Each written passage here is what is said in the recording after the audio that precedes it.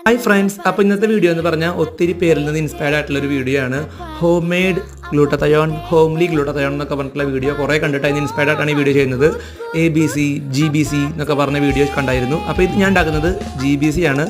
ABC ഉണ്ടാക്കാൻ കിട്ടിയിട്ടുണ്ടായിരുന്നില്ല, അപ്പോൾ ഒന്ന് GBC ആണ് ഉണ്ടാക്കാൻ പോകുന്നത്. G for gooseberry, B for beetroot, C for carrot.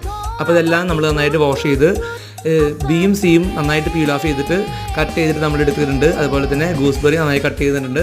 ഇതൊക്കെ നന്നായി നമ്മൾ ഗ്രൈൻഡ് ചെയ്തിട്ട് നമ്മളിതൊന്നും നമ്മൾ അരിച്ചെടുക്കുന്നില്ല, കാരണം ഇതിൻ്റെ എല്ലാം നമുക്ക് ആവശ്യമുണ്ട്.